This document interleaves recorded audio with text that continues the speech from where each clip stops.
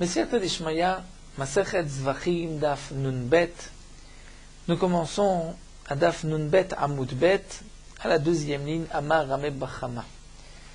Donc il nous reste juste un Amoud pour ce Daf, étant donné que la Sugia précédente était, le Amoud précédent était rattaché à la Sugia de Daf Nun Aleph. Donc le Daf sera plus petit aujourd'hui.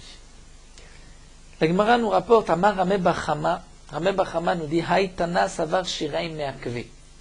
Puisque nous avons discuté de cela auparavant, la Gemara avait rapporté que d'après Ravada Barahava, la machloket entre Rabbi Ishmael et Rabbi Akiva, c'est est-ce que les Shiraim, les restes des Chataot, Apnimiot, c'est-à-dire des korbanot dont on va asperger le sang à l'intérieur du Echal, est-ce que le reste de ce sang qu'on doit verser sur le Mizbeach extérieur, Mizbeach Achitzon, est-ce que ces Shiraim, c'est Meakev, c'est-à-dire que si on ne les a pas fait, il n'y a pas de kapara ou pas. Donc Ravada Barahava va nous dire que c'est une marloquette entre Rabbi Ishmael et Rabbi Akiva. Rav Papa, lui, avait dit qu'en vérité, d'après tout le monde, les Shiraim ne sont pas Meakvim, mais que leur marloquette, c'était concernant le Mitsui Chatat Ta'of, c'est-à-dire comme nous l'avons vu, pour le Chatat Ta'of, lorsqu'on apporte un oiseau comme Korban Chatat, comme dans un Korban Olev et Yoret qui dépend de l'argent de la personne, cet oiseau, donc colombe ou pigeon, on va, après la Melika, après donc l'avoir, on va dire, égorgé, entre guillemets, parce que la Melika, c'est pas vraiment une shrita, nous verrons encore cela par la suite. Donc on va asperger le sang de cet oiseau, et ensuite, on va prendre l'oiseau et on va l'écraser sur le misbéach et ainsi faire couler tout le sang. Donc ce mitsui, d'après Rav Papa, c'est là où nous avons la marloquette entre Rabbi Ishmael et Rabbi Akiva, est-ce que c'est Meakev ou pas, mais les Shiraim ne sont pas Meakevim. La Gemara donc continue ici, Amar Rameh Bachama, Haïtana, le Tana que nous allons voir, Savar lui pense que Shiraim Meakeve, que les Shiraim, les restes du sang, les restes donc du Korban, les Chataot Apnimiot, c'est Meakev si on ne verse pas ce sang sur le misbéach extérieur. Des Tanya, comme nous allons le voir dans cette Braïta. Donc la Gemara va nous rapporter ici la Braïta. Nous allons étudier cette Braïta. Ensuite, nous allons voir quelle est la preuve de la Braïta que veut nous rapporter ici Rameh Bachama. Et la Gemara, comme nous allons le voir, va refuter cette preuve. Des Tanya. C'est marqué à Kohen Amchate Ota. Ce pasouk, comme Rashi nous l'explique, c'est un pasouk qui est marqué à propos du Korban Khatat, où la Torah nous dit à Kohen Amchate Ota Yochalena, dire le Kohen qui va asperger le sang de ce Korban, c'est lui qui va manger le Korban Khatat. Puisque c'est marqué Amchate Ota, Ota, c'est-à-dire qui va asperger le sang de ce Korban, ce sang-là, le sang de cette bête-là, ceci vient exclure, c'est un miout. Et de là je déduis Ota Shenitan Dama le Maala. Donc seulement pour le Korban Khatat, dont on a aspergé le sang en haut, comme il se doit, puisque le Korban Khatat, on asperge le sang en haut. Velo Ota Shenitan Dama le Mata. Mais si on a aspergé le sang en bas du Misbéach, comme nous allons le voir, Daf Nun Gimel, le Misbéach était divisé en deux parties, partie supérieure et inférieure. Le Korban Khatat, c'est en haut, Korban Ola, c'est en bas. Donc si on a aspergé le sang d'un Korban Khatat en bas, à ce moment-là, le Korban n'est pas caché et on ne pourra pas manger la viande de ce Korban. C'est ce que donc on apprend du pasuk Amchate Ota. C'est-à-dire seulement ce Korban Khatat dont on a aspergé le sang en haut, tu pourras manger la viande. Mais si tu as aspergé en bas, c'est pasoul. La Gemara pose la question à Martha, c'est-à-dire tu nous dis cela, c'est-à-dire que tu expliques que le pasouk vient rendre pasoul le korban khatat dont on a aspergé le sang en bas, v'chimaïn bata. C'est-à-dire d'où viens-tu? Comment, par quel enseignement aurais-tu voulu nous apprendre, nous enseigner qu'en vérité, ce korban aurait été cachère au point que tu as besoin maintenant d'un pasouk pour nous dire que c'est pasoul. Si la Torah nous dit qu'on doit asperger le sang du korban khatat en haut, ai-je besoin d'un pasouk qui vient me dire ici que si tu as aspergé en bas, le korban n'est pas pasoul? Quelle était la avamina de dire que c'est cachère? Alors la Gemara s'explique. Michlal shenemar, c'est toujours la braïta, puisque c'est marqué Vedam zevachecha ishafer. Dire, nous avons un passou qui dit que le sang de ton korban, ishafer, sera versé al misbeach, et ishafer c'est une shvicha, c'est-à-dire tu verses en une fois. Et qu'ensuite la Torah dit va basar tochel, et que la viande tu pourras la manger. La madno de là, j'ai appris les nitanim matan arba, qu'un korban dont on doit asperger le sang aux quatre coins du misbeach, sheim natan bematna achat kiper. Si on a appliqué seulement à un seul endroit, on a versé à un seul endroit, c'est cachère, comme nous l'avons vu plus haut. Pour le korban khatat, bien qu'on doit appliquer aux quatre coins, ou pour un korban ola, si on avait ne serait-ce qu'à un seul endroit, c'est cachère. Donc le passouk ici par Vedam zevachecha ishafer me dit que si tu as aspergé le sang du korban à un seul endroit, c'est cachère. Yachol, donc demande la braïta, est-ce que afanitamil memal ashnatam lemata kiper? Est-ce que même donc le sang qu'on devait asperger en haut, si tu as aspergé en bas, le korban sera aussi cachère? De la même manière que l'on voit que lorsque tu devais asperger aux quatre coins, tu asperges qu'à un seul endroit, c'est cachère. Donc peut-être si tu dois asperger en haut, tu asperges en bas, c'est aussi cachère. Vedis-nous. La Gemara nous dit, mais ça j'apprends que c'est pasoul par un mamatzinu. C'est-à-dire comme on le voit, nemrudamim le ma'alav, nemrudamim le mata. À propos du khatat behema, on doit asperger le sang en haut. Et khatat ta'of, on doit asperger le sang en bas. Madamim amorim mata, de la même manière que pour le khatat ta'of, que tu dois asperger le sang en bas. Si shnatnam lema, là tu asperges le sang en haut, l'eau qui perd, le korban n'est pas soul, puisque c'est marqué khatat hi, seulement si tu as aspergé en bas. Alors avdamim amorim mala, donc je vais dire que le sang que tu dois asperger en haut, il n'atteint les mata, l'eau qui perd, si tu as aspergé en bas, ce n'est pas caché.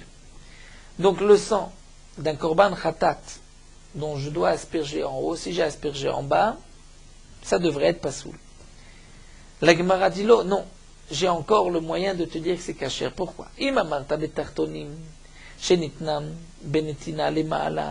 Si encore le korban khatat ta'of que tu dois asperger en bas, c'est vrai que si tu asperges en haut, c'est pas soul. Pourquoi? Shen sofan le mala, parce que le sang de ce korban ne doit pas monter en haut, il est en bas.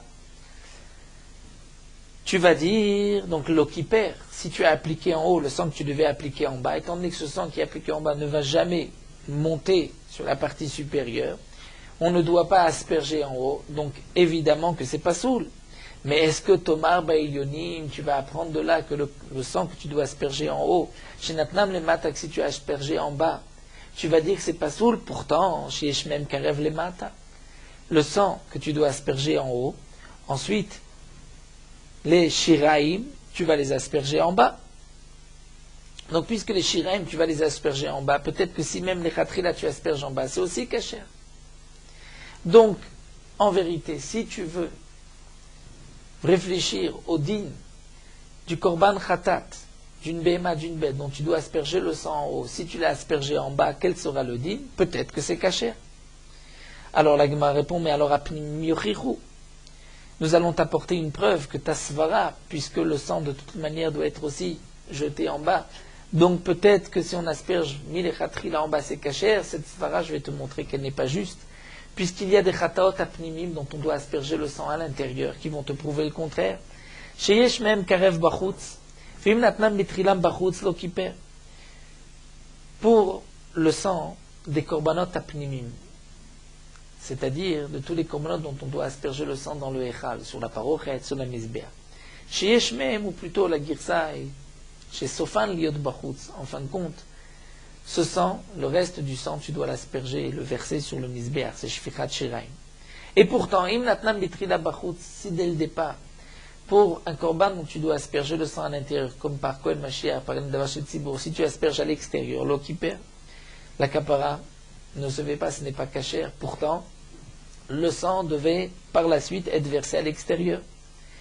Donc de même, le sang du korban khatat que tu dois asperger en haut, C'est vrai qu'ensuite, les restes, tu vas asperger en bas, tu vas verser en bas. Mais ce n'est pas une raison pour autant de dire que si tu asperges milechatri là en bas, c'est caché.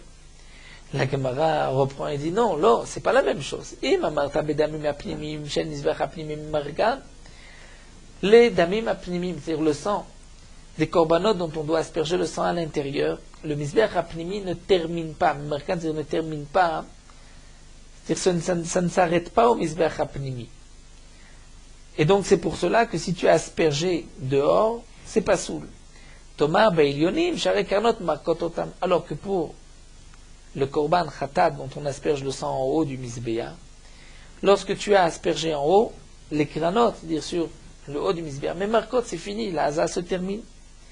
Donc peut-être que imnatnam lema taksherim, si tu vas asperger en bas, ce sera caché. Nous allons par la suite reprendre donc juste cette dernière ligne que signifie misbach apnim markan, mais en tout cas, la Braïta veut nous dire que j'ai donc peut-être une avamina de dire que si le sang du korban khatat dont je dois asperger en haut, j'ai aspergé en bas, peut-être que ce sera caché. Pourquoi? Puisque ce sang que j'asperge en haut, ensuite je vais verser les shiraim en bas. Donc peut-être que si milechatrina je verse en bas, ce sera caché. Et donc tu ne peux pas apporter non plus de preuves, ni du khatat à off dont on asperge en bas que tu ne peux pas asperger en haut, là c'est différent, puisque ce que j'asperge en bas ne doit pas ensuite monter, alors que là ce que j'asperge en haut doit ensuite être versé en bas.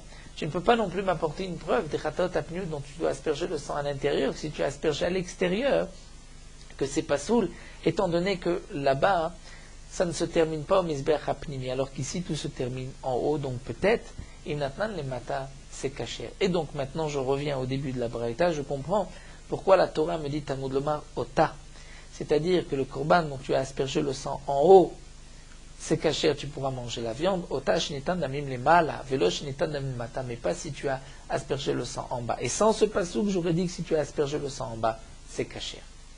Donc là nous avons juste rapporté une braïta, où la braïta nous dit d'un pasouk ota, de ce mot ota, que si tu as aspergé le sang du korban khatat en bas, le korban est pasoul, tu ne pourras pas manger la viande. Donc on a expliqué dans cette braïta pourquoi ai-je besoin d'un pasouk, parce que comme nous l'avons vu, on aurait pu penser que c'est caché. Alors la Gemara poursuit, donc Rameh Bachama vient apporter la preuve. Maïchen misbeach apnimi markan, que signifie que le misbeach apnimi n'est pas mémaré, c'est-à-dire ne termine pas. Donc dans notre raisonnement de la Braïta, nous avons vu que le sang des korbanot dont on doit asperger le sang à l'intérieur, le misbeach apnimi ne termine pas la kapara. Que signifie que le misbeach apnimi ne termine pas la kapara? Là, velu shiraim, n'est-ce pas qu'il s'agit des shiraim qu'on doit verser sur le misbeach extérieur, et c'est là que se termine la kapara. Et si on n'a pas versé les shiraim sur le misbeach extérieur, il n'y a pas de kapara. Donc voici que shfirat shiraim, c'est me'akev. Amarle Rava a dit non. Si vraiment les shfichat shiraim et me'akev, alors bekal vachomer, tu devrais, sans avoir besoin de ce pasuk ota, tu devrais la prendre par un kal vachomer et dire ma shiraim apnimim. Si déjà, pour les shiraim, les restes du sang, du korban pnimi dont on doit asperger le sang à l'intérieur, que chez Sofan Chova, ces shiraim, de toutes les manières, tu dois les verser sur le misbeach hachitzon et c'est obligatoire, parce que sinon, c'est pas soul, comme on vient de dire que c'est me'akev, donc c'est Sofan Chovan Bachutz, et pourtant, si dès le départ, Asan Bitrila Bachutz, si tu as aspergé le sang du Khatat Apnimi Bachutz, là tu es d'accord que l'eau qui perd, que la kapara n'est pas valable, ce n'est pas bon, c'est pas soul. Bien que, donc ce sang va terminer obligatoirement sur le misbeach hachitzon, c'est une chova. Et pourtant, si tu le commences sur le misbeach hachitzon, c'est pas soul. Donc tu pourrais déduire qu'un itanim les ma'ala, le sang du korban khatat bema dont tu dois asperger en haut. Shen sofan chovan lemata, c'est pas une obligation ensuite de verser en bas. Si tu ne l'as pas fait, c'est caché. Eh bien, n'est-ce pas plus forte raison que si Hassan bitrilal mata, si dès le départ tu asperges en bas, et nodin shelo kiper, que ce n'est pas valable. Si déjà, pour les khatot dont tu asperges le sang à l'intérieur, où tu as une obligation ensuite de verser à l'extérieur, et pourtant si tu as commencé, tu as aspergé à l'extérieur, c'est pas soul. Donc, à plus forte raison pour le korban khatata, hatat bema, dont tu dois asperger le sang en haut, où tu n'as pas une obligation d'asperger en bas même les shiraim. Donc, à plus forte raison que si tu as commencé par en bas, c'est pas soul.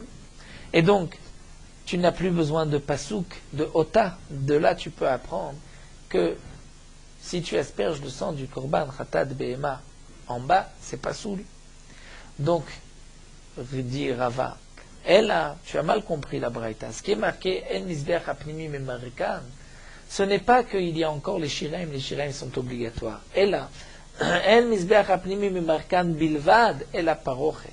Ce que la braïta a voulu dire, c'est que pour les chataot apnimiyot, tu ne vas pas juste asperger sur le misbeach apnimi, tu dois aussi asperger sur la parochet. C'est ça ce qu'on a voulu dire. Que le sang, tu dois l'asperger sur la parochet et aussi sur le misbeach pnimi. Donc puisqu'il y a deux avodot, c'est pour cela que c'est chamour, et que si tu as aspergé à l'extérieur, c'est pas soul. Alors que le khatat behema, dont tu dois asperger le sang en haut, où il n'y a qu'une seule avoda, tout se termine en haut. Donc, c'est là où j'avais une avamina, que si tu as aspergé en bas, c'est peut-être kasher. Et donc, c'est pour cela que j'avais besoin le ota. En tout cas, Rava a refuté la preuve de Rameh bar Chama. Rameh bar Chama a voulu apporter une preuve de cette braïta, puisque c'est marqué que le misbeach apnimi ne termine pas le dam apnimi du korban, khatat apnimi, donc ça voulait dire qu'il y avait encore des shiraim obligatoires à l'extérieur. Rava dit non. Il ne s'agit pas ici de shiraim, il s'agit de deux avodot, de la parochet et du misbeach. La Gemara continue, Tanu Rabbanan, nous avons une braïta à propos de Yom Kippourim. Yom Kippourim, c'est aussi des korbanot dont on asperge le sang à l'intérieur. Et ensuite, il y a shfichat shiraim à l'extérieur. C'est marqué dans le pasuk Vechila mikaper et kodesh. Et il a terminé donc de asperger le sang, de faire la avodat kodesh ou el moed et misbeach. Et à ce moment-là, dit la Torah, Vikri v'etasaï rachai, il va offrir l'autre, le bouc vivant. La Gemara apprend de ce pasuk Vechila mikaper im kiper kila. Si tu as kiper, on va traduire, donc tu as aspergé le sang, kila, tu as terminé. Vim lo kiber, si tu n'as pas fini. Lo kila, tu n'as pas terminé, si tu n'as pas aspergé. Lo kila, dit Rabbi Akiva, sont les paroles de Rabbi Akiva. Donc ça voudrait dire que s'il manque dans les hazaot, c'est pas soul. Amarlo Rabbi Yuda lui dit non, mais pnema lo noma, pourquoi tu n'es pas d'oresh le pasuk différemment? Im kila kiper, im lo kila lo kiper. C'est-à-dire non pas im kiper kila, mais im kila, si tu as tout terminé kiper, si tu n'as pas tout terminé lo kiper. Et j'apprendrai, s'il manque une des hazaot, tu n'as rien fait. Mais en vérité, comme demande l'agma Maï Benayu, quelle est la différence entre Rabbi Akiva et Rabbi Yehuda? Ils disent la même chose. Rabbi Akiva dit, im kiper, si tu as aspergé, tu as terminé, c'est kasher. Sinon, c'est pas kasher. Rabbi Yehuda, tu dis d'autres mots, mais ça revient au même. Im kila, kiper, c'est-à-dire si tu as tout terminé, tu as une kapara. Alors l'agma va expliquer, Rabbi Yochanan et Rabbi Shua ben Levi sont en machloket. L'un dit Chadama Mashmaot Dorshimika Benam. C'est vrai qu'ils ne sont pas en machloket, Rabbi Akiva et Rabbi Yehuda. Leur machloket, c'est comment on est doresh. Est-ce qu'on est doresh de cette manière ou d'une autre manière? Mais en vérité, ils sont tous les deux d'accord que toutes les matanot sont me'akvot. Il manque une matana, on n'a pas aspergé à un seul endroit, comme c'est marqué dans la Torah à propos de Yom Kippourim, c'est pas soul. Leur machloket, c'est juste comment on est doresh. Est-ce qu'on est doresh im kila kiper ou im kiper kila? Mais Chadama, un autre dit entre Rabbi Yochanan et Rabbi Shua ben Levi qu'ils ont une machloket shiraim me'akvi mika benayu. Que les shiraim, est-ce que c'est me'akev? C'est là la machloket. C'est-à-dire que d'après Rabbi Akiva, c'est pas me'akev. Rabbi Akiva dit im kiper, c'est-à-dire si le Kohen a fait ce qui est marqué dans la Torah, alors il a terminé et c'est caché. Mais puisque les shiraim ne sont pas marqués dans cette paracha, puisque les shiraim on les apprend d'un autre korban, comme nous l'avons vu plus haut, qu'on apprenait du par Kohen Mashiach, donc Rabbi Akiva pense que les shiraim ne sont pas marqués dans cette paracha. Si tu n'as pas versé le reste du sang sur le misbeach extérieur, c'est caché. Et Rabbi Yehuda vient dire non, im kila kiper, c'est-à-dire si tu as tout terminé, pas seulement ce qui est marqué dans la paracha, mais même ce que tu as appris d'ailleurs, alors là on dira que kiper tu as une kapara. Et donc d'après Rabbi Yehuda, les shiraim sont me'akvim, et si tu n'as pas versé le reste du sang à l'extérieur, c'est pasoul. Donc, la Gemara explique ici, d'après un Amar, que Rabbi Yehuda et Rabbi Akiva sont juste en marloquette, comment on est d'Oresh, mais d'après tout le monde, les shiraim ne sont pas me'akvim. Et un autre Amar explique que leur marloquette, c'est est-ce que les shiraim c'est me'akev ou pas. Est-ce que n'est me'akev que ce qui est marqué mefourage dans la paracha, ou même ce qu'on a appris d'ailleurs. La Gemara continue, Tistayem de Rabbi Yehoshua ben Levi ou des Amashirem des Me'akvé. C'est-à-dire, on nous a rapporté que Rabbi Yochanan et Rabbi Yehoshua ben Levi sont en marloquette. Comment comprendre la marloquette de Rabbi Akiva et Rabbi Yehuda? Mais je ne sais pas qui a dit quoi. Est-ce que c'est Rabbi Yehoshua ben Levi ou c'est Rabbi Yochanan qui a dit que leur marloquette c'est Shiraim Me'akvim? Eh bien, la Gemara va essayer d'apporter une preuve que c'est Rabbi Yehoshua ben Levi qui a dit que les Shiraim Me'akvim, c'est là leur marloquette. Pourquoi?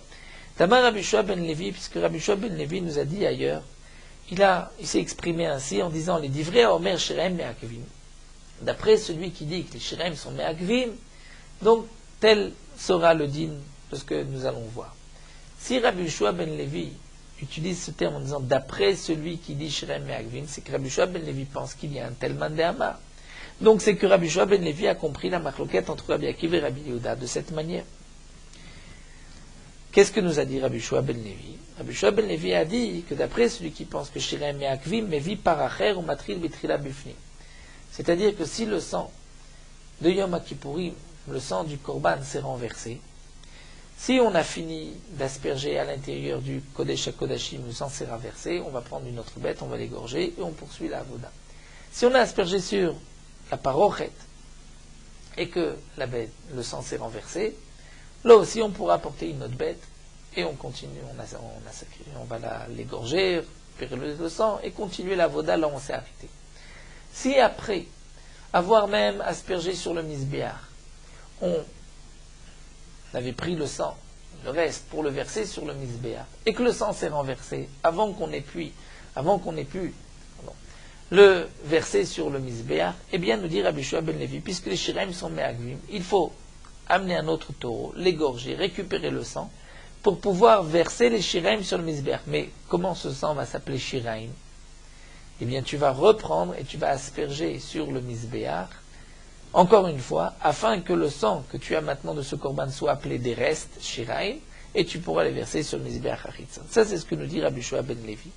Donc, d'après ce mandamar, Mevi paracher, si le sang s'est renversé, il amènera un autre taureau, il va l'égorger, récupérer son sang, et pour que ça s'appelle shiraim, matril bitrila bifnim, il reprend une des avodot de l'intérieur du misbéach.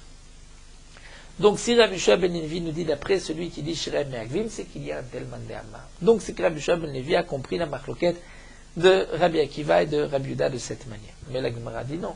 À tout Rabbi Yochanan est là à Svara. Pourquoi? Rabbi Yochanan, qui est l'autre mandamar, lui, ne pense pas qu'il y a un mandamar qui dit que shiraim me'akvim. Rabbi Yochanan, pourtant Rabbi Yochanan a dit Tane Rabbi Nechemia qui dit vraiment shiraim me'akvim. Rabbi Yochanan a dit que d'après Rabbi Nechemia qui pense que si on a pris des shiraim qu'on les a versés en dehors du Beth Amikdash, on est chayav. De là a déduit Rabbi Yochanan que pour Rabbi Nechemia les shiraim sont me'akvim. Donc tu vois que Rabbi Yochanan accepte qu'il y a un tel mandamar. Et là, que divrei Omer velavla netanei. Lorsque Rabbi Yochanan a dit que divrei Omer, il ne pensait pas à ces Tanaïm-là. La preuve, c'est que si tu dis que c'est Rabbi Yehoshua ben Levi qui avait expliqué de cette manière les Tanaïm, donc Rabbi Yochanan n'a pas pu aussi l'expliquer de cette manière, parce que Chadamar. Et pourtant, tu vois que Rabbi Yochanan utilise aussi le terme que divrei Omer comme celui qui dit. Donc tu es obligé de dire que lorsque Rabbi Yochanan a dit que divrei Omer, c'est comme celui qui pense, même si ce n'est pas Rabbi Akiva et Rabbi Yehuda, c'est peut-être un autre Tana. Eh bien, à Haname, tu n'as pas de preuve de Rabbi Yehoshua ben Levi. Lorsque Rabbi Yehoshua ben Levi a dit d'après celui qui dit shiraim me'akvim, qui dit vrai Omer, velav la netanei, ce n'est peut-être pas Rabbi Akiva et Rabbi Yehuda, c'est peut-être un autre Tana. Donc la Gemara a juste voulu refuter cette preuve. Est-ce que c'est Rabbi Yehoshua ben Levi ou Rabbi Yochanan qui ont expliqué ainsi la marloquette Rabbi Akiva et Rabbi Yehuda? Donc la Gemara n'a pas de preuve. Ce que nous gardons, c'est que sûr que les shfichat shiraim, comme nous l'avons vu, c'est une marloquette. Est-ce que c'est me'akev ou pas? Donc les shfichat shiraim, des chataot apnimiot, des korbanot dont on doit asperger le sang à l'intérieur. Mais les shfichat shiraim, des korbanot chitzonot dont on doit asperger le sang à l'extérieur, là d'après tout le monde, ce n'est pas Meakev. Nous allons nous arrêter ici à la Mishnah. Nous terminons avec Merot Halakha Daf Nunbet. Donc nous avons vu que lorsque nous avons un plat essentiel, une note secondaire, on devra faire la bracha sur ce qui est essentiel et acquitter le tafel. Ce din-là est marqué, aussi bien s'applique pour la première bracha, mais aussi pour la bracha acharona. C'est-à-dire que si on a mangé des aliments où il y avait plusieurs espèces mélangées, on fait la première bracha sur l'essentiel, mais aussi la bracha acharona sur ce qui est essentiel. Le shiur de la bracha acharona, pour pouvoir dire une bracha acharona, c'est un kazaït. Si on a mangé un kazaït, on dira la bracha acharona. Mais si on a mangé moins que kazaït, on ne dira pas de bracha acharona. Les poskim nous disent que même dans le cas où on a mangé un kazaït, on ne pourra dire de bracha acharona que si on a mangé ce kazaït dans un temps de kedé achilat pras, c'est-à-dire le temps de manger achilat pras, qui est une certaine quantité. Mais si on a mangé petit à petit, c'est vrai qu'en tout, on a mangé un kazaït, mais c'est étalé sur un long moment, on ne pourra pas dire de bracha acharona. Nous avons une marloquette dans les poskim, quel est le shiur de achilat pras? Pour certains c'est 2 minutes, 3, d'autres 4, jusqu'à 9 minutes. Mais il est évident que si on mange un kazaït en une demi-heure, on ne pourra pas faire de bracha acharona. Si on mange un plat où sont mélangées plusieurs espèces et que on devra dire la bracha acharona sur ce qui est essentiel, comme nous l'avons vu, donc si on veut calculer quel est le shiur d'un kazaït de kedé achilat pras, il faudra faire attention de calculer le kazaït de ce qui est essentiel. C'est à ce moment-là qu'on aura la bracha acharona sur cette espèce, et le reste, ce qui vient accompagner, sera acquitté, mais ne peut pas faire partie du kazaït. Parfois, on pourra associer les autres espèces aussi à la ovette, au mélange. On pourra tout associer et compter le kazaït, même si de l'essentiel on n'a pas mangé un kazaït, mais on pourra dire la bracha acharona sur l'essentiel, même si on n'a pas mangé un kazaït, mais le reste va s'associer. Donc les cas particuliers, nous les verrons Bezrat Hashem par la suite, dans quel cas on pourra associer tout le reste, dans quel cas il faudra un kazaït de ce qui est essentiel, sur quoi on va faire la bracha acharona.